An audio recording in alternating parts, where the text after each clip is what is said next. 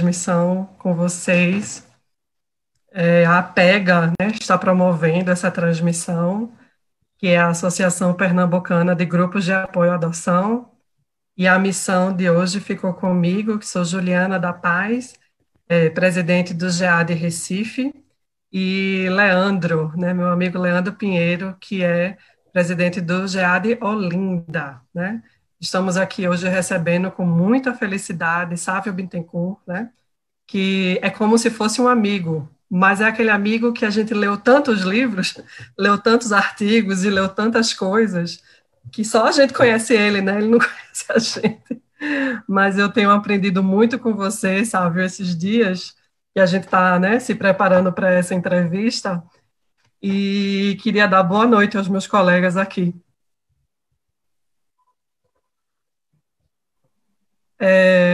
Boa noite. Boa noite. É um prazer estar aqui com vocês e dizer que amigo paga cerveja para o outro, né? Então, esse negócio de virtual é muito bom, estão falando com todo mundo e tal, mas isso não dispensa o povo de Olinda, o povo de Recife, de fazer uma recepção para mim, que não precisa nada de luxo, é cervejinha gelada, um caldinho de peixe, uma coisa boba, eu já fico plenamente satisfeito, entende? Então, isso não dispensa o carinho, o abraço e o cheiro pernambucano para falar num pernambucano maravilhoso, Luiz Schittini Filho, né? Ele fala, nós do Nordeste cheiramos as pessoas. Tinha um poeta uruguaio que era sempre citado pelo Fernando Freire, agora me falha o nome dele, mas ele dizia que depois de inventar tanta coisa, de inventar tantas formas de comunicação, nada superava o bom e velho beijo artesanal como forma de manifestação de carinho. Sim. Então, eu quero ir a Recife e a Olinda para ser beijado, cheirado e beber cerveja. É isso. E isso em Olinda significa um maracatu passando nas ruas, um grupo de frevo passando, carnaval. Enfim, já é carnaval. Pois é, e já está convidado. Anotadíssimo aqui, sabe? E aí, nessas minhas pesquisas, né, que eu estava fazendo, né, sobre você, eu descobri, por exemplo, eu achava que você só era formado em Direito, né, e minha surpresa ao achar seu currículo Lattes é que você tem uma formação muito diversa, né, além de ser, né, formado em Direito, também se formou em Filosofia e em Pedagogia de Filosofia, né, também fez doutorado em Ciências, né, e Geografia, fez mestrado em História, né, e é um grande militante do movimento da adoção, né? E aí nos veio uma primeira curiosidade grande, assim, de como é que você se relacionou, né? Como é que você iniciou a sua relação com o universo da adoção e o que é que essa formação tão diversa ela traz para você, né? Na sua militância hoje da adoção.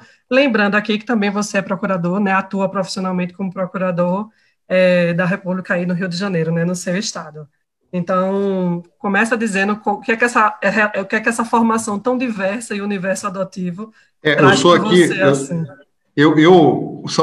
Essa pergunta dá 4 horas de palestra, né? Mas, assim, eu sou procurador de Justiça de Infância e Juventude, porque aqui, no Ministério Público do Rio, nós temos no 2º grau a especialização. Então, na minha titularidade, na minha Procuradoria de Justiça, no Tribunal de Justiça, eu lido com os recursos dos processos de adoção, de destituição do poder familiar, de garantia de direito das crianças à educação, à saúde, esses processos, quando há recurso, e nós sabemos que em processo de adoção sempre há recurso, nós temos no Ministério Público os promotores de justiça que trabalharam lá em primeira instância e, na segunda instância, junto aos desembargadores, os procuradores de justiça. E, resumindo, o procurador de justiça é um promotor de justiça que ficou velho.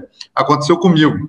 E agora eu estou nessa função, mas o bom é que eu estou na função defendendo a infância, onde a decisão praticamente é definitiva, né, que é o Tribunal de Justiça. Raramente há uma modificação posterior para os tribunais superiores. E eu posso, inclusive, manter o processo vivo até o STJ ou até o STF, conforme o caso. Mas, geralmente, a coisa se resolve na segunda instância, na confirmação da sentença de destituição do poder familiar, da colocação da criança em uma família adotiva, e é uma coisa muito prazerosa de trabalhar.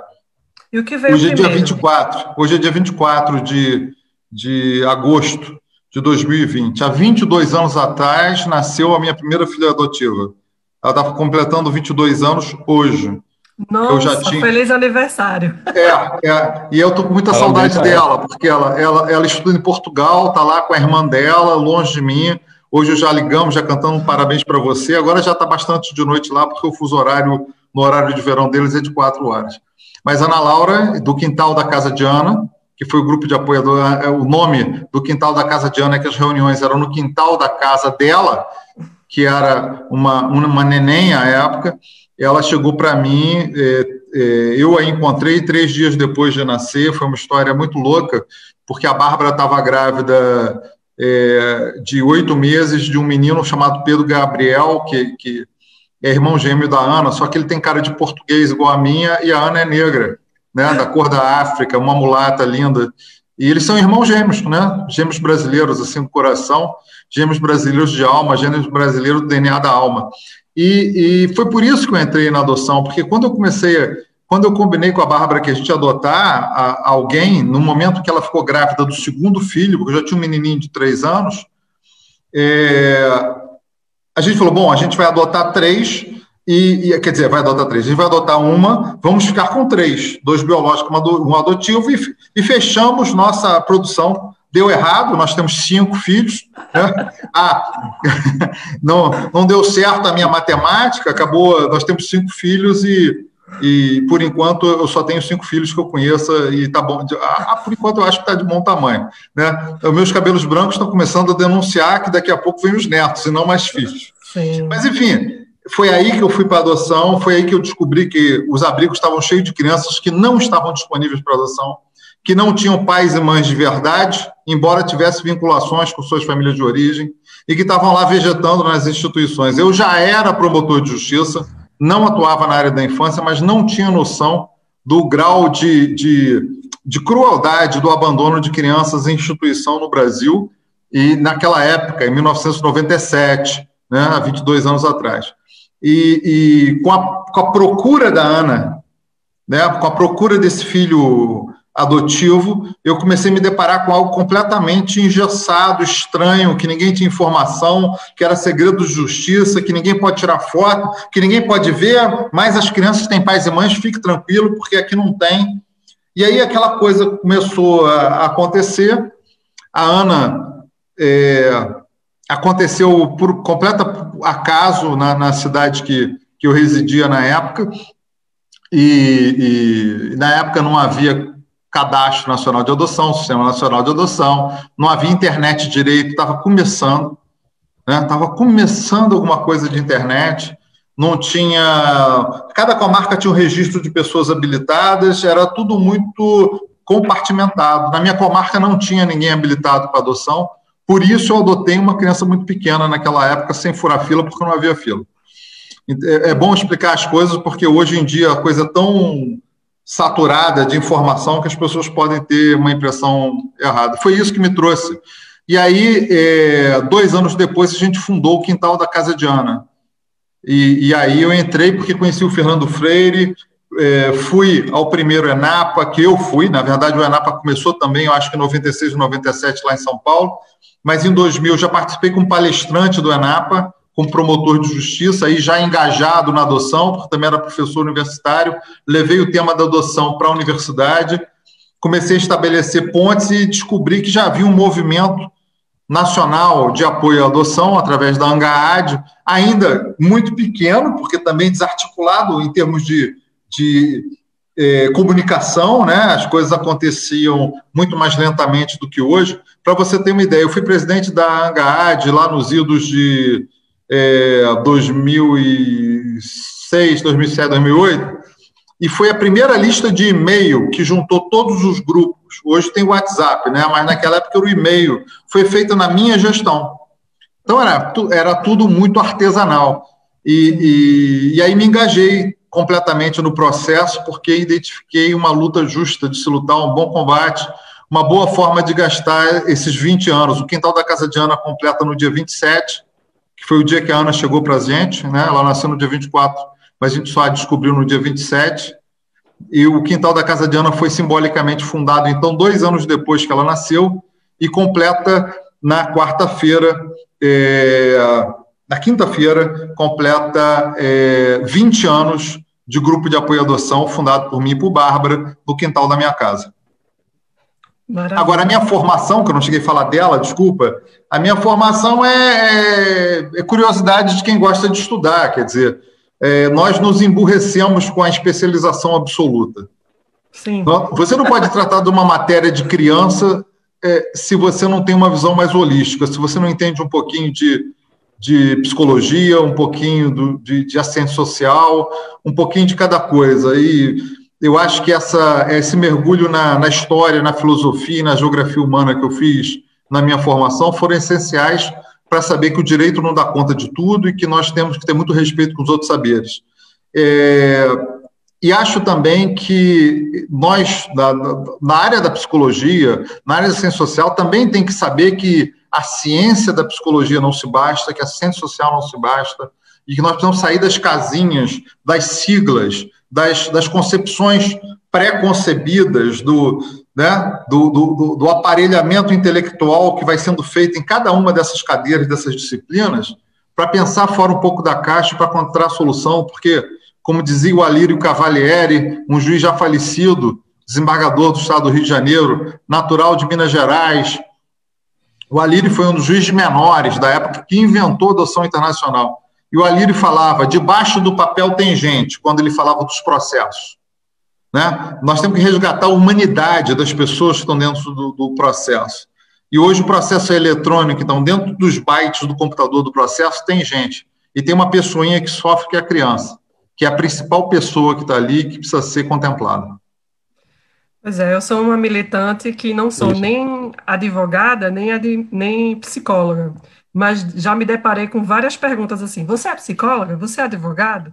E a gente se embarca na adoção e a gente acaba se tornando um pouquinho de tudo isso também, né? Verdade. Doutor Saavedra, dentro dessa sua construção histórica, né, hoje o senhor está ocupando lugares, né, tanto na sociedade civil organizada como no judiciário, né, e com todos os desafios que existem aí. E a pergunta é, como é estar nesse lugar? Né, e que desafio isso traz para essas posições? Rapaz, você sabe que de vez em quando a gente tem uns conflitos, né? Quer dizer, quando a gente amadurece, o processo de amadurecimento vai te enriquecendo no sentido da independência. Você não precisa ter um lugar só. E aí a ideia de que você fala como membro do Ministério Público, às vezes eu vou fazer palestra, as pessoas assim, mas o Ministério Público faz isso assim, assado. Mas eu sou o primeiro a falar isso. Né? Então, quer dizer, o lugar de ser sociedade civil dentro do Ministério Público, obviamente, e dentro do judiciário, do sistema de justiça, me rendeu já alguns probleminhas do ponto de vista de relacionamentos, do ponto de vista de certas indisposições, de certos confrontos, certos conflitos. Porque, às vezes, se espera de um membro desse sistema que defenda o sistema a qualquer preço. Né? Então, quer dizer, digamos que é politicamente incômodo a pessoa dentro do sistema falar, olha, a gente precisa mudar, a gente precisa rever esses procedimentos, nós temos uma parcela de culpa muito grande na situação da institucionalização das crianças. É delicado se falar isso, mas nós temos que tomar uma decisão na vida. Se a gente quer fazer uma política tal que a gente precise parar de falar a verdade, ou que pensa que pode não ser a verdade, mas pelo menos aquilo que você acredita e que você quer compartilhar, até para dar oportunidade para as pessoas te convencerem do contrário. Né? Mas você fazer um discurso adequado à sua instituição, adequado ao sistema, e eu vejo muita gente fazendo isso, faz um discurso que não é crítico internamente, e, ao mesmo tempo, é crítico com os outros, é crítico com a política, é crítico com o Estado, com o governo, e aí faz um discurso em defesa daquela criança que foi estuprada, daquela criança que foi vítima de bala perdida, etc. É um discurso que todo mundo faz e qualquer um faz. O problema é você fazer o discurso que mostra que a tua instituição, que os teus parceiros institucionais têm condutas que precisam ser modificadas. Mas eu pergunto, qual o real espírito de corpo das instituições? Qual o espírito de corpo que é efetivamente democrático? É o espírito de corpo que protege a incompetência, é o espírito de corpo que a expõe e que debate ela com a sociedade civil e fala assim, vamos, sem dedo em riste, sem acusações pesadas, vamos modificar o que precisa ser modificado. Né? É o espírito de um Luiz Carlos Figueiredo, desembargador desse Estado maravilhoso e corregedor geral de justiça do vosso Estado, que é uma pessoa maravilhosa que justamente faz isso. Ele pretende aperfeiçoar o sistema e dedica a carreira dele a esse aperfeiçoamento. Ele pretende aperfeiçoar a atuação dos juízes e faz isso de uma forma muito habilidosa, mas faz isso de uma forma concretamente corajosa, que é apontar o que precisa ser feito e ocupar os cargos que ele ocupa com a competência que tem, com o respaldo pessoal que tem na carreira dele, no estado dele, para tentar fazer essas implementações. Eu acho que esse é o caminho correto. Então, na sociedade civil, eu ajo da mesma forma. Eu acho, às vezes, eu sou muito crítico com a ANGAAD, com grupos de apoio à adoção. Eu acho que os grupos de apoio à adoção precisam ser independentes. Eles não podem mudar o discurso para poder obter subsídios do poder público. É melhor ser uma ONG pequena e pobre, mas independente, que possa negociar altivamente com juízes, promotores, porque estamos no exercício da cidadania democrática, do que ser uma ONG que tem um monte de projeto aprovado por todos os conselhos do mundo e recebe um monte de dinheiro, emprega um monte de gente, mas perde a essência de luta que é essencial a essas instâncias. Perfeito. Pois é, e indo aí nesse tema, né, o GEAD é quase gêmeo, né, do Quintal de Ana, tem aí esse tempo de atuação também. A diferença é que ele nasceu nas salas da Universidade Federal Rural, né, de Pernambuco, Eneri, Schettini ali, falando, né, de suas experiências como praticantes da adoção, né, não existiam especialistas, né, de adoção, existiam pais adotivos, né, que estavam lidando ali com situações cotidianas, né, e eu imagino que tenha sido mais ou menos a sua experiência também, né, só que no quintal de casa, né, literalmente. E aí eu queria que você pudesse, a partir dessa visão histórica, né, de mais de 2 décadas de movimento de adoção, falasse sobre esse papel, né, dos grupos de apoio à adoção. Como é que esse papel vem se transformando, né, desde o início até hoje, que eu tenho aí 8 anos dentro dos grupos de apoio à adoção, já vejo em 8 anos as mudanças, né, de discussões que a gente tinha lá no início e as discussões que a gente tem hoje. E aí amplia um pouco mais essa visão da gente. Como é que os grupos de apoio à adoção e o papel deles vem se transformando nesse tempo? Juliana, Leandro e o Júlio, que nos ouve aí no background, que nos dá apoio, eu quero dizer o seguinte: o grupo de apoio à adoção é o Greenpeace das crianças institucionalizadas. E tem que ter a coragem de, igual o ambientalista faz, de botar peixe morto na porta do banco que financia poluidor. Eu acho que o grupo de apoio à adoção precisa assumir o seu papel de cidadania e não ter medo da autoridade constituída. Promotor, juiz, equipes técnicas são servidores públicos. São servidores públicos importantes que precisam ser respeitados, mas que podem ser acessados e devem ser acessíveis aos grupos de apoio à adoção e à cidadania. Então, eu acho que o grupo de apoio à adoção precisa assumir esse papel de transformador e como tem assumido.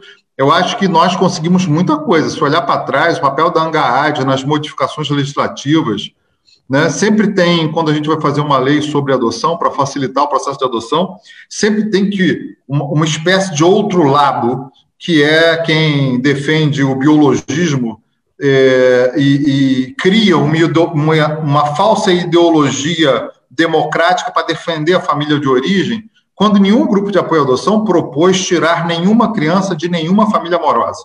Nunca. Em nenhum lugar. Então, essa dicotomia é uma dicotomia falsa, criada, para justamente enfraquecer o pleito pelo reconhecimento da adoção como uma paternidade de primeira grandeza. E esse é o discurso que o grupo de apoio à adoção não pode perder, não pode se deixar intimidar. E eu acho que esse é o papel do grupo de apoio à adoção, ser, digamos, o interlocutor das crianças que não têm voz. Ser a tinta que vai pintar as crianças invisíveis, a tinta de amor, né? Que vai dar visibilidade a essas pessoas que estão varridas para debaixo do tapete da sociedade. Nós precisamos ir lá, tirá-las de lá. Nós precisamos dizer, essas crianças precisam voltar para suas famílias de origem. E aquelas que não tiverem a oportunidade de, em curtíssimo espaço de tempo, voltar para sua família de origem, tem que ser colocada em família substituta. Preferencialmente pela adoção, que é a forma que garante mais direito, que garante nome, que garante alimentos, que garante herança, que garante todos os direitos que um filho tem. Para pessoas que estão habilitadas e esperando, já foram testadas pelo Estado para tal fim.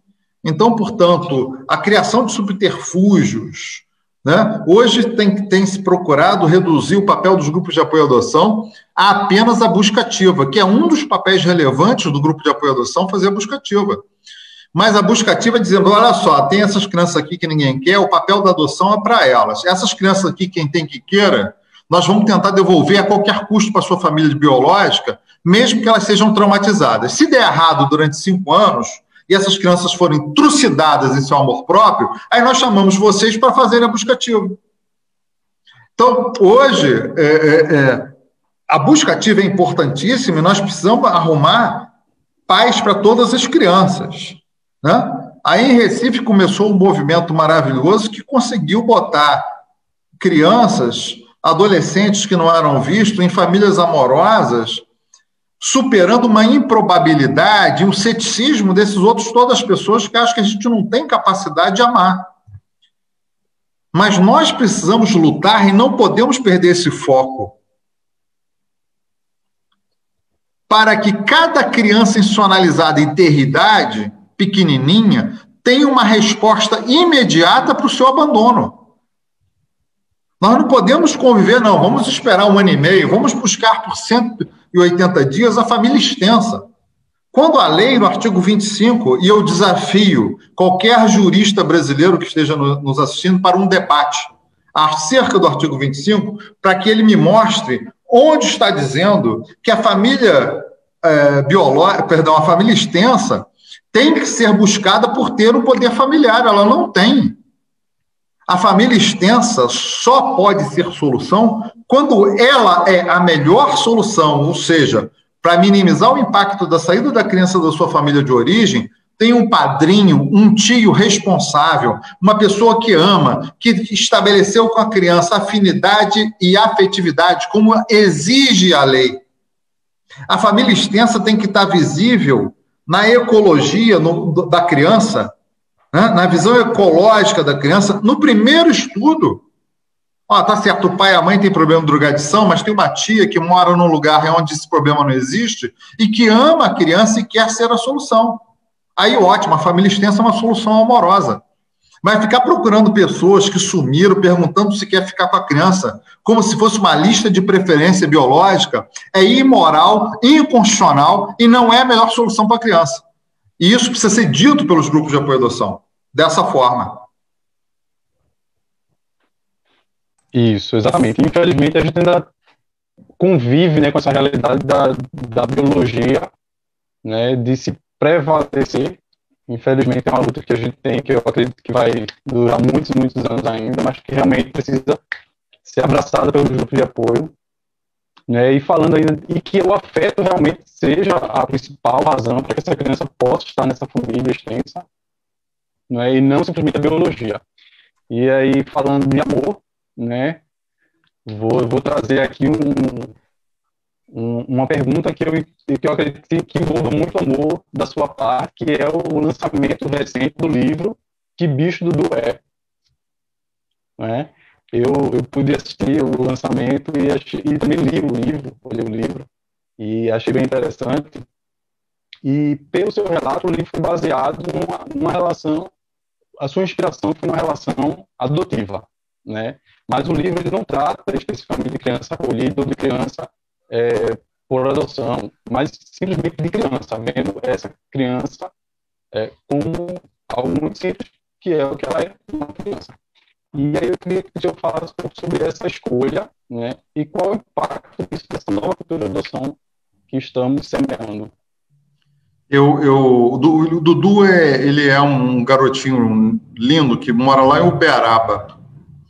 Ele não é meu filho, né? Ele é filho de um amigo meu chamado André Tuma, que é promotor de justiça da Jussara, que é do Graal Uberaba, que é o grupo de apoio à adoção de lá. E Dudu é um garoto lindo, que é meu amigo há muito tempo, quer dizer, há muito tempo desde que ele nasceu, né? E Dudu, ele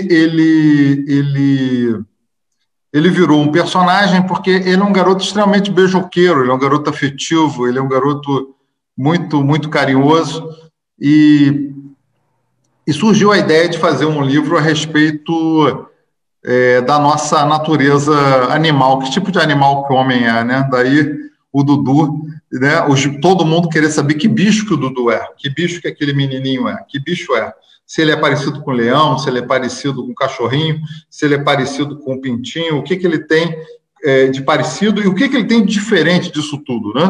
Então, a ideia do Dudu é de mostrar que os seres humanos são muito afetivos e esse nosso afeto nos distingue na nossa humanidade, né? As nossas relações de afeto nos qualificam humanamente.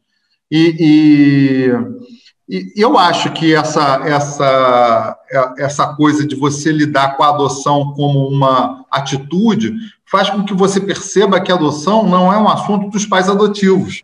E eu acho que a sociedade civil começa a demonstrar uma certa compreensão desse fato, né? Muitas vezes as pessoas me perguntam quantos filhos são seus mesmo, né? Eu tenho 5 filhos. Quantos são seus? Eu falei, meus, os 5, né? Não vai aparecer um pai agora querendo pagar alimentos para filho meu, que eu sou muito, muito nervoso, né? Que história é essa? Quero reconhecer meu filho que é teu filho. Não faça isso comigo. Agora eu já paguei tudo, paguei escola, paguei médico, paguei tudo, agora é meu. Então, tudo meu. Os 5 são meus. Não, quantos são biológicos? Quantos você adotou? Falei assim, biológicos dizem que são 3. Eu não fiz o DNA, mas dizem que são 3. Mas adotivos são os 5. Porque eu adotei os adotivos e adotei os biológicos. Eles são meus filhos, né? Eu costumo contar uma história que está no livro meu da editora Chiado, que é Historinhas para Ler no Avião, deitado numa rede ou em outro lugar qualquer. Você pode encontrar pelo site da editora Chiado. E eu conto uma historinha lá da Maria Rafaela, que é minha filha biológica, pequenininha, com 4 anos e meio, ela escovando o dente no banheiro e eu ajudando. Tinha um banquinho, ela subia e escovava o dente ali, pequenininha, de camisolinha, pronta para dormir. Ela virou para mim e falou assim, papai, eu queria te falar uma coisa. Eu falei, bom, lá vem bomba, né? Eu queria te falar uma coisa. Eu falei, o que foi? Eu queria ser sua filha adotiva. Eu falei, meu Deus do céu, aqui em casa está dando grilo ao contrário. Né? O problema tá ao contrário. Aí, o que me ocorreu dizer para ela? Eu falei assim, mas, meu amor, você é minha filha adotiva. Você é minha filha adotiva. Ela falou para mim, papai, eu não sou sua filha biológica? Eu falei, meu amor, você é minha filha biológica. Mas, olha só, quem te leva para a escola? Você e mamãe. Quem te leva para passear, para a gente ir na casa da vovó, para a gente ir no shopping, no parquinho? Você e mamãe. Quem te leva para ir para o zoológico? Você e mamãe. Então, viu? Eu sou seu pai adotivo, eu te adoto todo dia. Ela falou assim, é isso? Eu falei, é isso. Ela me abraçou, me deu um monte de beijinho e a gente foi dormir satisfeito. E naquele dia eu tinha compreendido, eu fui forçado a compreender que todos os nossos filhos, quando amados, são efetivamente adotivos. Todos nós, o Ulisses Kittini fala isso, todo ser humano, para ser completo, tem que ser criado biologicamente, portanto é filho biológico, mas tem que ser amado integralmente. Portanto, nós que fomos amados integralmente, fomos filhos adotivos, inclusive dos nossos pais biológicos. Sim, e a pergunta agora vai para esse lugar, sabe? Porque eu me lembro, atualmente faz mais tempo que eu sou mãe por adoção do que pretendente. Mas eu vivi a minha fase de pretendente à adoção muito intensamente, dentro do grupo de apoio, sendo voluntária em tudo quanto era atividade possível, enfim, refletindo muito intensamente, né? E eu me considero uma pretendente muito diferente, porque eu não vivi um dia de ansiedade para que meus filhos chegassem. Isso é uma outra história, mas, enfim, eu me sentia culpada se eu torcesse para que meu filho chegasse logo. Era como se eu estivesse torcendo para que uma coisa muito mal acontecesse para uma criança. E isso, enfim, e aí seria quase que uma responsabilidade minha aquilo, sabe? E nesses meus processos, eu pensava, como é que eu vou saber que eu vou amar aquela criança? Ficava me perguntando, né? Como eu vou saber que eu amei, né? Porque, ok, já estou sabendo aqui que vai ter um processo de adaptação e que vai ser muito estranho. Quando o amor chega, como vai ser? Eu tinha essa pergunta, né? E aí, o dia que o amor chegou, foi um dia muito engraçado. Eu tenho uns gêmeos também, mas eles são de idades diferentes. Eles chegaram com 4 e 2 anos de idade, né? Mas chegaram no mesmo dia. Então, eu digo que são meus gêmeos de idades diferentes. E o meu filho mais novo, ele não sabia falar e ele me chamava de Teté. Eram as 2 únicas palavras que ele falava, Teté. E aí, Teté para cá, Teté para lá. Um dia eu acordei, fui lá trocar a fralda dele, fazendo aqueles mimos, né? Bom dia, mamãe, como é que foi de noite e tal. E ele olhou para minha cara pela primeira vez, depois de 4 meses comigo, e fez, mamãe? Aí sou a mãe, né? Mamãe. Aí ele olhou para o irmão, né? Mamãe? Aí o irmão mais velho fez, eu não já disse agora que ela é a nossa mãe? Explicando tudo bem direitinho. E aí ele fez, mamãe! E me abraçou pela primeira vez, reconhecendo a mãe, tirou a fralda, tirou a roupa que eu tinha vestido nele toda, e passou meia hora abraçado comigo na cama, juntando umbigo com umbigo. Ele botou o umbigo dele no meu e ficou abraçado e dizendo, mamãe, mamãe, sabe? Depois de 4 meses lá em casa, né? E aí eu fiquei... Aí, nessa hora veio assim, eu sei o que é amor. Eu sei o que é amor agora, né? Amor é isso, assim, é você reconhecer que a maternidade aconteceu e que a filiação aconteceu, né?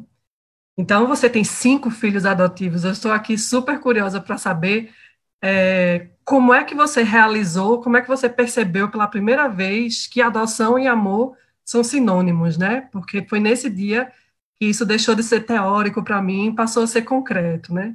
Como é que foi sua experiência com isso? Eu já tinha filho biológico e estava plenamente satisfeito, quando a minha experiência não passou pelo fato de não ter filho. Então, a minha história foi diferente. Eu achei sua história linda, emocionante. Mas a minha história foi assim, eu tinha um filho de 3 anos já e estava muito feliz com aquela criança, né? A minha esposa engravida de outra criança, né? Eu já era promotor de justiça, ela estava fazendo concurso público ainda, advogava, dava aula, e aquela coisa de início de vida, tudo muito bem, tudo muito ótimo, mas vamos adotar uma criança? Vamos. A gente tinha combinado quando a gente era namorado na faculdade. Vamos embora. E aí, assim, uma certa inconsequência, sabe? Eu acho que isso tem um pouco de divino. A oportunidade que você tem de ser amorosamente inconsequente de vez em quando. Porque as pessoas vivem... Né, e o sistema de justiça de adoção é tão racionalizado, né? Ele quer te dar uma descrição de criança. Tem uma criança negra de 4 anos com um irmão de 2 que está em tal lugar assim, tem tal patologia. Você quer adotar ele? As iniciais são F, G e H. Porra, a gente não arruma namorado assim, né? Nem a gente, quando a gente vai adotar, que dá uma ficha pra gente e fala assim, escuta aqui, toma aqui sua ficha, como que você quer sua criança? Aí parece que você tá no McDonald's. Bom, eu quero mais cheddar, eu quero tortinha de maçã no final, eu quero batata dupla, eu quero Coca-Cola zero para fingir que eu estou magro. E eu quero meu hambúrguer assim assado. Quer dizer, eu estou montando um Frankenstein para mim. Aquela criança não existe. Quem existe é de verdade. Mas se deixar, o que você quer namorar? Eu quero namorar um homem lindo. Eu quero namorar um homem de 1,85 m, rico, né? 30 anos, solteiro, esse cara gosta também do outro homem rico, solteiro, bonito, ou vai ter que reciclar, pegar o cara e reciclar. Então, então você pega, se você pudesse falar do teu amor da vida, da pessoa que você está namorando, etc., e fosse escolher por características midiáticas ou mitológicas, você escolheria uma pessoa. Agora, você conheceu uma pessoa que não tem 1,85 m, que não é daquela forma, que não é louro de olho verde, que não é moreno, mas que te contou uma piada engraçada no bar uma vez, você riu, tomou cerveja, se sentiu envolvida se sentiu envolvido e, de repente, aquilo rolou. O amor não acontece a partir de características imaginárias, o amor acontece na vida real. É por isso que nós temos que dar visibilidade para as crianças, né? Para permitir os encontros de amor. Os encontros de amor são assim, vamos colar os nossos umbigos um dia e vamos nos amar profundamente para sempre, como se a gente estivesse se ligando, dizer que o nosso amor é maior do que, eventualmente, um cordão umbilical que já podia ter havido aqui ou não, né? Então, eu acho que a disposição para amar, quando você se abre ao amor, isso é uma atitude. Você permite que o amor floresça. O amor não tem muitos porquês, nem muitas explicações concretas. Ele não passa por, sabe, a psiquiatria está aí, a psicanálise está aí para provar que você não manda nem em você. Então, ele não passa por questões racionais, né? Por questões científicas, lógicas, que vão ser comprovadas em laboratório. Passa pela vida da gente, a vida simples, a vida do café, a vida do cheiro da broa, sabe? A vida daquilo que acontece enquanto nós estamos sendo nós mesmos, desprevenidos. Eu acho que é isso que o pai adotivo, pretendente de adoção, precisa fazer. Estar solto na vida, estar sem grandes programações, grandes visualizações, grandes prospecções, como que vai ser meu filho, etc. Como vai ser. Como é que é o amor? O amor é assim, o amor acontece por essas coisas, né? Você pegar o filho no colo, ele mexer na tua orelha, ficar ali. É você entrar numa instituição querendo uma criança até 2 anos de idade e conhecer um menininho de 4 anos e meio que fica conversando com você durante 5 horas. E você fica encantado. Assim que o amor acontece. O amor acontece fora da caixinha. Não acontece porque cumpriu um monte de requisitos, metas, né? Isso tudo vai para as calendas gregas. O amor é amor e ele não obedece uma lógica racional humana. Isso. E essa falta de visibilidade acaba levando à invisibilidade dessas crianças, né? E eu sei que é uma bandeira defendida, né, por você, muita garra. E a gente cria-se uma ideia também de que a criança que está na casa com aquela família de origem biológica e ela vive muitas faltas, né? Falta de afeto, falta de amor, falta de cuidado. E a ideia de que se leva essa criança, se retira desse ambiente e se leva a uma casa de acolhimento, cria, de repente, uma ideia de que tirou-se da falta e levou-se para onde ela vai ter acesso a essas coisas, né? A sentimentos, né? A cuidado, afeto, carinho, alimentação. E a gente sabe que na verdade, as casas de acolhimento não oferecem tudo isso, né? Isso, na realidade, não acontece. Então, queria saber, né, se o senhor acha que a gente algum dia vai conseguir, né, enquanto sociedade, avançar para um modelo de acolhimento que possa atender essa necessidade dessas crianças, né? E quais são elas, na sua visão? Atualmente, a lei prefere o acolhimento familiar ao acolhimento institucional. A minha família já foi família acolhedora de crianças 2 vezes. Foram 2 experiências muito, muito bacanas. 2 nenéns que foram jogados no meio da rua e que precisavam ser acolhidos para que toda a investigação acontecesse, que todo o trabalho da equipe técnica acontecesse e que a justiça decidisse o destino das crianças. E eu quero dizer que eu estava muito preparado para isso. A família de acolhimento é uma família que não vai adotar a criança. A família de acolhimento, ela é apenas uma passagem. E quando você devolve a criança, 2 meses depois você ficou com ela, parece que um rolo compressor daquele que faz asfalto na estrada passou em cima de você. Então, a família de acolhimento, a família acolhedora, é um processo que precisa ser feito em todas as comarcas, porque primeiro porque a lei está mandando.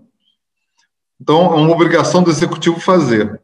Segundo, porque é melhor ficar numa família do que num abrigo, do que numa instituição. Terceiro, porque quando está numa família, o judiciário precisa andar rápido para não gerar vínculo. Já há caso de família acolhedora que pediu adoção. E essa família acolhedora só falta ser colocada no paredão nazista e fuzilada pela Gestapo, né? Porque está furando a fila. Mas as pessoas, elas não são de ferro, né? Pega aquele cara de 1,85 m que eu falei, bonito, cheiroso, solteiro e rico, gostoso, e com papo bom, etc. Sai com ele durante 2 meses e fala assim, mas não se apaixona não, porque é só um acolhimento, né? Então, assim, tem um neném na tua casa que você cuida, você cria, você se responsabiliza, você dá vacina, você leva ao médico, você dá amor, você beija, você cheira, todo mundo se encanta e depois você entrega para alguém. Não é uma tarefa fácil, humanamente explicada. Então, eu sou contra a apologia das soluções como soluções, digamos, sabe, messiânicas. Não são. A família acolhedora é um avanço em relação ao acolhimento institucional, mas tem que ter um tratamento extremamente rápido e uma grande preparação para essas pessoas não sofrerem. O que eles pensam? Vamos pagar as famílias acolhedoras, porque aí, ganhando dinheiro, nós temos liberdade para tirar a criança e dizer que eles receberam dinheiro. Né? No fundo, o que está subjacente a essa questão da remuneração é a possibilidade de retirada da criança. Isso não é confessado, mas é isso que está, né, em todo o sistema. O Sérgio Creus, lá no Paraná, conseguiu implementar em Cascavel e em outros lugares um sistema de família acolhedora muito eficiente. Já ouvi experiências na Bahia, etc., que são super eficientes. Agora, quando a família acolhedora é pensada para evitar a adoção, apenas para dar um tempo de recuperação à família biológica, porque vão ser feitas políticas públicas mágicas, aquela família biológica que institucionalizou, que causou maus tratos, que abusou sexualmente, que foi negligente em relação ao abuso, vai se aprumar para ficar com a criança e devolve a criança, é óbvio que isso é fonte de, primeiro, preconceito contra a adoção. Segundo, vai ser fonte de litígio com a própria família acolhedora. No momento que as pessoas pegarem afeto, vão ver que a restituição a uma família, digamos, inadequada ainda para receber a criança, vai ser, obviamente, ponto de algum tipo de discórdia. Eu acredito que isso vai acontecer. Então, a família acolhedora é uma solução um pouco melhor. Para as crianças que não têm perfil de adoção e que não têm pretendente de adoção, a solução é o apadrinhamento afetivo. O apadrinhamento afetivo é uma política que precisa se transformar numa política pública nacional. Não é possível que um juiz aceite um apadrinhamento efetivo, que algumas comarcas têm e outras não. Quer dizer, eu tenho um padrinho, eu que tenho 15 anos de idade, não tenho perfil mais de ninguém me adotar, porque não me destituíram o poder familiar a tempo. Se eu moro num abrigo que tem a política de apadrinhamento, eu posso ter um vínculo afetivo com uma pessoa que me ajude a entrar na vida adulta, né? Há apadrinhamentos que tendem à adoção, e o apadrinhamento não tem nenhum problema de virar adoção. São crianças que não estão na fila. Não há fila para essas crianças, né? Então, o apadrinhamento ele deve ser incentivado, e se virar adoção, melhor ainda, né? Se do convívio do apadrinhamento se quer um vínculo perpétuo, é porque deu certo essa aproximação. Então, o apadrinhamento é uma solução que tem que ser uniformizada no Brasil, todas as comarcas têm que ter, como também as famílias acolhedoras, que são famílias transitórias. Agora, a solução boa mesmo é a família definitiva. Essa que é a solução ótima para tudo que é criança. Existe uma visão em certas comarcas, sabe, de que o apadrinhamento que se transforma em adoção, eu já escutei isso, certo? Se a gente permitir que os pretendentes para adoção façam apadrinhamento, é como se a gente estivesse permitindo um test drive, né, de crianças, para ver se dá certo ou não dá. Eu sinto, né, um certo distanciamento dessa ideia, né, de algumas varas, vamos dizer assim, da infância, que talvez, enfim, já façam um excelente trabalho, mas que não estão completamente imbuídas ainda dessa visão que você traz, assim. O que é que você diria para essas equipes que trazem essa visão, né? A outra coisa que se fala em relação a isso, que essas pessoas estão habilitadas vão receber sua criança e vão desistir do apadrinhamento. fazendo a criança do apadrinhamento sofrer. É um duplo preconceito contra o ser humano. Essas pessoas constroem a ideologia do trabalho delas a partir da desconfiança dos outros, a desconfiança do ser humano, né? E acha que o pretendente à adoção que quer apadrinhar vai fazer um test drive para ver se dá certo, para ver. Na verdade, eu acho isso um desrespeito com as pessoas, porque as pessoas o apadrinhamento não é uma forma de facilitar a adoção dessas crianças do apadrinhamento. Pode vir a ser uma adoção ou não. O apadrinhamento, o que ele pretende é criar um vínculo com um adulto responsável e amoroso que possa ser um arremedo de família para quem não teve família nenhuma porque o Estado não conseguiu prover. Então, quando você desconfia do pretendente à adoção, você tem que desconfiar de qualquer um que tenha filho ou que possa engravidar. Qualquer pessoa que possa engravidar pode ter um filho e largar o padrinho. Eu posso ser um padrinho e amanhã me habilitar para adotar. Eu não estou proibido de me habilitar. E vou abandonar a criança porque fez o test drive. Então, assim, o que eu acho é que as pessoas precisam deixar de problematizar exageradamente as coisas e fazer o controle de quem é candidato a padrinho. Se aquele pretendente à adoção demonstra maturidade, a equipe técnica pode permitir. Se ele demonstra responsabilidade de continuar o apadrinhamento depois de receber sua criança, que está criando uma criança com outro perfil, ela pode permitir. Agora, pressupor que nenhum dos pretendentes, dos 30 e tantos mil pretendentes brasileiros, tem capacidade de apadrinhar e adotar ao mesmo tempo, de ser pai e apadrinhar ao mesmo tempo, é algo absolutamente insustentável do ponto de vista de largar fora essa massa de pessoas que está se envolvendo com o problema, que pode ser tocado pelo problema, em função de um preconceito exercido para deixar 2 ou 3 crianças infelizes, por 2 ou 3 insucessos, nós vamos proibir que todas sejam felizes, né? Que todas sejam atendidas. Então, portanto, eu acho que respeito muito quem tem a sua opinião, não sou dono da verdade, mas eu me manifesto contra esse cerceamento. Eu acho que as pessoas deviam confiar mais nos seres humanos que estão se apresentando como solução, deviam informá-los das responsabilidades, inclusive da responsabilidade civil de se abandonar um apadrinhamento sem justificativa nenhuma. Quer dizer, você cria outras formas de gerar responsabilidade nas pessoas, de gerar compromisso, mas não trata todas como se fossem canalhas inescrupulosos, que é o que acontece hoje.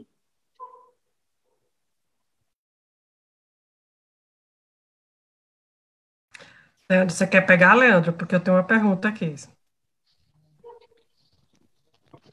Oi, pode fazer, João. Nossa. Dentro desse mesmo aspecto, né, o GEAD Recife, ele foi muito estimulado, né, pela justiça aqui em Pernambuco em promover encontros entre os adolescentes que estão na fila de adoção, né, e que não têm pretendentes dentro do perfil, e as famílias pretendentes à adoção. Isso foi um movimento inicialmente dentro do próprio judiciário, que no Dia Nacional da Adoção promoveu um encontro como esse, né, e eles sugeriram esse modelo para a gente, né, e a gente pegou o desafio e fez isso no Natal, né. No mesmo ano, teve 2 oportunidades onde pretendentes à adoção puderam conviver durante um dia que efetivamente estavam disponíveis para adoção, né? E muito além, né, do fato enfim, da gestão de uma festa, né, que você está no quintal de Ana, sabe quanto isso pode ser trabalhoso dentro de um grupo de adoção, foi o fato disso, o concreto, né, que as pessoas se aproximam dos adolescentes, né, os pretendentes se aproximam, aquela vontade de adotar, né, de se aproximar, e muitos se aproximaram como padrinhos, ou mesmo como pretendentes à adoção, e efetivamente ocorreram adoção, né. Nesse caso específico, houve 3 adoções. Só que uma delas, o adolescente foi devolvido, né, não deu certo, vamos dizer assim, né. E a gente sempre lida com esse, né, como grupo de apoio à adoção, a gente sempre lida com esse debate, né? O que é que a gente falhou no preparo dessa família, né? Porque e temos também um papel muito importante nisso aqui em Pernambuco, especificamente, né? Para entrar na fila de adoção, qualquer pretendente ele tem que assistir pelo menos 4 palestras do GA de Recife, né? Tem que participar de 4 encontros do grupo. Então, efetivamente, a gente tem um papel nesse preparo, né, que a gente se sente um pouco responsável por isso também, ao mesmo tempo que a gente precisa de permissão para entrar na casa das pessoas, né, para entrar nos aspectos concretos que levam à devolução. E eu, como presidente do GA de Recife, não tenho uma visão clara hoje de tudo que leva uma família a devolver uma criança depois de 4, 5 meses de convivência. E não é apenas adolescentes que acontecem isso, né? Efetivamente, a última estatística que tem sobre isso é que 50% das adoções dão errados na primeira vez, né? Meus filhos chegaram com 4 e 2 anos, eles foram devolvidos por uma família, né? Eu já fui a segunda família deles. Então, efetivamente, o problema das devoluções, né? Que eu não sei se tem a ver com preparo, que eu não sei se tem a ver com o quê, eu não, sabe? E a gente convive dentro do grupo de adoção sempre com isso, né? A devolução como se fosse uma sombra do nosso trabalho, né? Como é que a justiça vê isso? Como é que vocês no Quintal de Ana lidam com esse tema da devolução, né? E se ele deveria ser e se ele é realmente essa sombra que nos persegue, porque onde há sombra há luz, né? Enfim, onde há luz há sombra, né? Se é o reverso da medalha ou se é alguma coisa que de fato a gente possa fazer para evitar, para combater. Juliana, com todos os nossos espectadores, assistentes, eu vou ser absolutamente transparente. Como o Judiciário vê, e o Ministério Público vê, mal, vê pessimamente a devolução. A devolução não pode ser vista como uma coisa boa por ninguém, todo mundo vê mal. Grupo de adoção vê mal, todo mundo vê mal. Em alguns lugares, há uma certa pressão para haver uma responsabilização dos pretendentes que devolveram. Já há casos de ação de responsabilidade civil, ações que são propostas para responsabilizar por tratamentos que são decorrentes do abandono posterior, né, da devolução, etc. Então, dito isso, eu acho que nós, grupos de apoio à adoção, temos a responsabilidade de fazermos a preparação e fazermos também um pós-adoção. Eu acho que é um passo gigantesco que os grupos podem dar, porque, a despeito de ninguém gostar da devolução, a despeito de ser uma crueldade com a criança, e a despeito de ser algo que nos incomoda e que nós temos que lutar contra, as relações humanas não são matemática. Então, vige para o pretendente de adoção, não. Você veio aqui, se comprometeu, você assinou uma ficha que você queria, então, portanto, você vai ter que aguentar tudo. E as pessoas têm limites que nós não conhecemos. Há pessoas que fazem devoluções, tá? Há casos de insucesso de adoção que são, em grande parte, motivados pela conduta do adolescente que não quer ser adotado em determinado ponto. Ele começou um processo de adoção, mas em determinado ponto aquilo começa a incomodá-lo de tal forma em que ele boicota tanto aquela relação que a criatura que está adotando não aguenta. Então, sem querer passar a mão em devoluções que são irresponsáveis, caprichosas e ridículas, nós temos que entender que há casos em que as pessoas que estão devolvendo sofrem e precisam ser respeitadas nesse sofrimento e entendidas nesse sofrimento. Eu não sei de onde você tirou essa estatística que você citou. Depois você me conta que 50% é errado. Eu não tenho essa perspectiva no Rio de Janeiro. A nossa perspectiva aqui é que a devolução ocorre muito menor. Agora, as adoções necessárias de grupo de irmãos, de crianças mais velhas, de adolescentes, são adoções de risco. E é preciso que todo mundo saiba que ninguém tem uma varinha mágica. Tá certo, adotou porque devolveu porque a criança fez pirraça, devolveu porque... Claro, você pode separar o joio do trigo das devoluções, que são devoluções por motivos menores, e o adotante precisa saber que ele está dando um tiro no fundo do barco, ou ele conquista o outro barco do inimigo, ou ele vai morrer afogado. Quando você adota para sempre.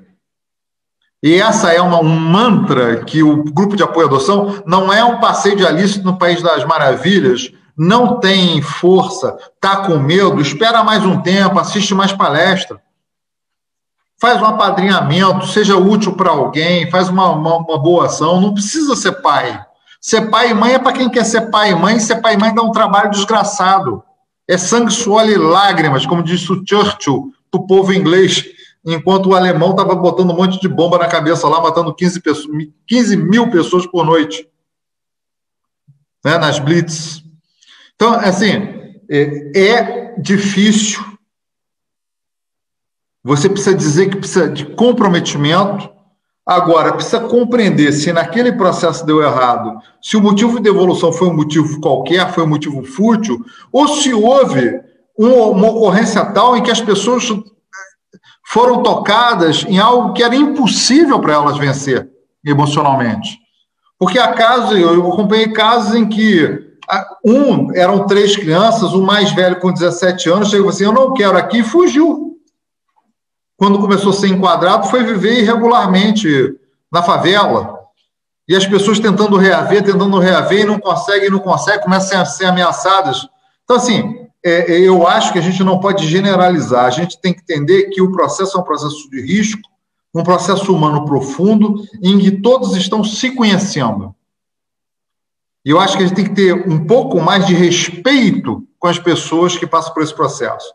Porque para quem adotante que devolve, tem estatística. Para a família biológica que devolve, depois de tentar a reintegração e abandona pela segunda, pela terceira, pela quarta vez, como eu já vi acontecer várias vezes, isso não tem estatística. E ninguém processa. Pai adotivo e mãe adotivo que abriga, raramente tem uma ação do Ministério Público para pagar alimentos para o filho. O Estado cria, essas pessoas são coitadas, elas precisam ser amparadas, não pode ter uma ação de alimentos contra elas. O pai pobre, que abandona um filho com uma mãe pobre, a mãe entra com a ação, ele, sem ser citado, começa a dever alimentos. Sem se defender, o juiz já dá liminarmente alimentos, mas criança institucionalizada não tem direito a alimento. Pelo menos ele não é perseguido em grande número. Por que não se faz essa estatística? Quantas crianças institucionalizadas em Recife têm processos promovidos pelo Ministério Público para que o pai ou a mãe pague alimentos para ele, que está institucionalizado? Então, quer dizer, mesmo que essas pessoas sejam carentes de políticas públicas, elas são responsáveis por uma vida, essa responsabilidade não pode ser tirada em hipótese alguma. Só que se cria ideologicamente uma flacidez no direito. É um direito rarefeito, que não se consegue respirar, né? Que é o da criança institucionalizada. Então, eu sou a favor, eu detesto devolução. Todo mundo que me conhece sabe quando isso acontece. Acontece em todos os grupos de apoio à adoção. É algo profundamente doloroso, é um processo que todo mundo que trabalhou fica realmente muito triste, muito chateado. Mas acho que há casos de devolução que são plenamente justificados pelas circunstâncias. E a gente não pode fazer um julgamento prévio, tem que ser analisado o caso concreto para saber se há responsabilidade efetiva daquele que está devolvendo ou se aquilo foi uma circunstância que ele não conseguiu controlar. É isso, nós vivemos, né, estamos aqui em Recife com 2 anos de experiência, né, do Núcleo de Apoio Pós-Adoção, e a gente, de fato, tem atuado, né, nessas devoluções, nessas potenciais devoluções, né, de forma a trabalhar com elas, né, efetivamente, trabalhar com essa nossa sombra, né, e, de fato, tem apresentado sucesso, né, mas elas não deixam de acontecer, né, efetivamente, a gente sabe que existe um limite aí na atuação da gente, né, que é um limite mais amplo do limite do próximo e tudo mais. Então, eu acho que estamos chegando aqui a do nosso live, que a gente ia para fazer esse encerramento, mas ele está com um problemazinho no áudio, como você já percebeu, no microfone, na verdade. Então, vou pegar essa despedida também. Então, Sávio, muito obrigada por suas palavras, assim, por seus esclarecimentos. A gente espera se ver aqui em Recife, em Olinda, né, na próxima vez. Mas vamos ver, né, se o mundo pós-pandemia vai permitir esses encontros de novo, porque a gente está tão confortável assim online, né, que pode ser que a gente prefira fazer mais isso no futuro, mas eu acho que a gente tem que se encontrar por aqui para botar o papo em dia. Eu vou dizer o seguinte, quer dizer, o online está maravilhoso no sentido da gente estar mais em nossa família. A gente não. Uma vez, uma colega minha, uma amiga minha muito, muito bacana, ela se pegou tendo culpa de estar feliz durante a pandemia, porque não tinha morrido ninguém.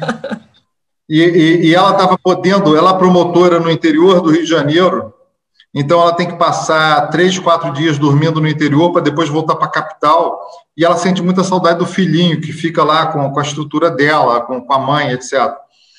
E ela falou assim, gente, eu estou trabalhando online, eu estou com o meu filho o tempo inteiro, isso está sendo uma maravilha. Aí eu escrevi para ela o seguinte, é uma reflexão que eu trago para todos. Será que é vergonha ser feliz na pandemia ou se a vergonha é ser infeliz a qualquer tempo? Né? Dentro das circunstâncias que nós estamos vivendo, nós sabemos que há pessoas que morreram e que não são poucas, famílias que sofreram, estamos solidários com isso, mas dentro dessas circunstâncias nós precisamos escolher as melhores soluções para a nossa vida. Nós não podemos dar o braço a torcer e entrar num mundo de deprimidos. Nós precisamos ser pulsantes, porque a adoção é pulsante. A adoção é vida, vida que pulsa, vida que não se submete ao sangue, vida que não se submete a uma tipologia, uma vida que enfrenta os preconceitos raciais, preconceitos homofóbicos, vida que transforma a vida dos outros por amor e a nossa vida, e de quem ama, também se transforma por amor. E é por isso que eu vou continuar comparecendo às lives dos GEADs, dos grupos de Pernambuco, e é por isso que eu não dispenso o convite para ir tomar caldinho de peixe e tomar cerveja em Recife, em Olinda, em Petrolina, em outras cidades maravilhosas de Pernambuco. Estou à disposição de todos. Assim que a gente puder se encontrar, vou aí cheirá-los e ser cheirado por vocês. Muito obrigado pela oportunidade. É isso. É isso. Tem sido uma quarentena próspera para os grupos de apoio à adoção, que tem se multiplicado mesmo com a pandemia, né? Então, muito obrigada. Leandro, obrigada por você estar aqui com a gente também. Eu fico muito feliz, agradeço ao canal, né? E aí, Belo Jardim, que está apoiando tecnicamente essa live também, e todo o grupo do Apega, Valério, Charles, todo mundo que trabalhou muito para essa live ser possível. Muito obrigadas a todos e boa noite, pessoal.